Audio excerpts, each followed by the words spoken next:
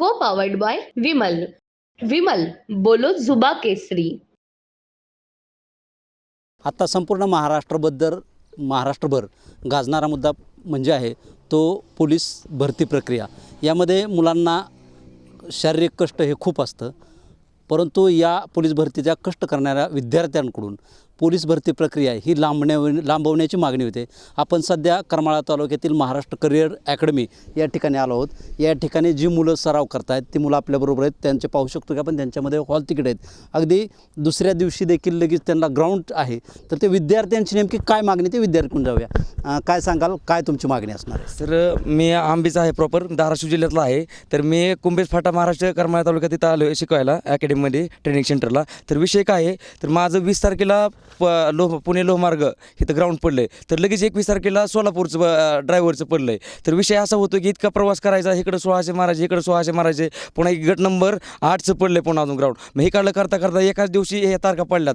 तर सरकारला हे निवेदन करण्यात येते, एकतर ही पावसाळा चालू आहे. आज जर पाऊस झाला तर माझं ग्राउंड वीक होऊ शकतं. जर उद्याचा पाऊस उद्या पाऊस नाही पडला तर दुसऱ्या पोराचं ग्राउंड चांगलं येऊ शकतं. तर मी जवळजवळ 4 ते 5 वर्ष झालं हे स्पर्धा परीक्षेचा अभ्यास करतो पोलीस भरतीचा. तर माझं जर ह्यात नुकसान होऊ नये तर सरकारला हेच निवेदन आहे की ही पोलीस भरती तारीख लांबवर करावं, कारण पावसाची इथून पाठीमाग कधीच भरती झालेली नाही. तर सरकारला एवढंच निवेदन करायचं आहे की ही भरती आहे भरती प्रक्रिया जरा लांबवण्यात यावी. तर नाहीतर मग ही डेट चेंज करण्यात याव्या. जे हॉल तिकीट आहेत माझ्या पैसे 2 आहे, माझ्या सोलापूरचं आहे, पुन्हा पुण्याचं आहे आणि SRP गट नंबर 7चा आहे. तर असे एकाच दिवशी ग्राउंड देता येणार नाहीत मला. तर एवढीच प्रक्रिया करण्यात यावी ही नंबर विनंती. तुला काय सांगायचं नेमकं याबाबत? तर आपण पाहतो की महाराष्ट्र करिअर अकॅडमीचे शिक्षक देखील आहेत. ते आपल्याबरोबर याबाबत सविस्तर माहिती देतील. काय सांगा सर? मी महाराष्ट्र करिअर अकॅडमीचा संचालक पांडुरंग वायकर पाटील शासनास विनंती करतो की मुलं एकतर ह्यांचा करोनानंतरची ही दुसरी भरती आहे, वय वाढीचा मुद्दा ह्यांचा पेंडिंगला पडलेला आहे. त्याचबरोबर ही भरती पावसाळ्यामध्ये होत आहे. आज जर पाऊस झाला आणि त्या विद्यार्थ्यांना फिजिकल द्यायला लावली तर त्यांना कमी मार्क येणार आहेत. उद्या पाऊस नाही झाला तर दुसऱ्या विद्यार्थ्यांना जास्त मार्क येणार आहेत. परंतु लागणारं फिजिकलचं जे मेरिट आहे ती पावसाच्या धर्तीवर लागणार नाही, ती सगळं कॉमन मेरिट लागणार आहे. काही विद्यार्थ्यांचे मार्क कमी येतील, काहींची जास्त येतील. म्हणून शासनास आमची तळतळीची विनंती आहे की तुम्ही ही भरती प्रक्रिया थोडंसं लांबवण्यात यावं. इतक्या दिवस भरती प्रक्रिया लांबवलेली आहे आणि अनेक थोडी भरती प्रक्रिया जर पाऊस होतो लांबली तर असं काही नुकसान होणार नाही.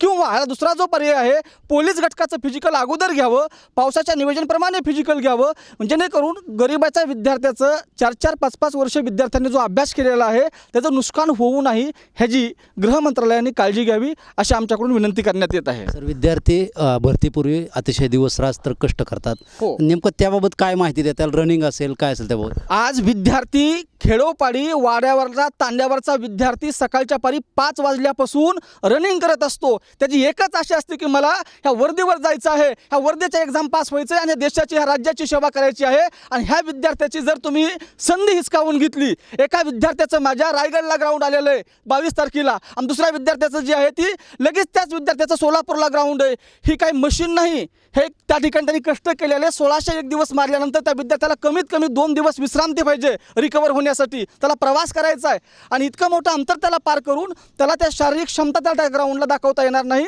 नक्कीच त्या विद्यार्थ्याचा सोलापूरला आल्यावरती ग्राउंड कमी होईल आणि त्या विद्यार्थ्याची एक संधी जी राज्यघटनेने त्याला दिलेली आहे ती काय होईल, त्याची हिसकावून घेतल्यासारखी होईल. नक्कीच शासनाने ह्या विद्यार्थ्याचा विचार करावा अशी मी शासनाला विनंती करतो आहे.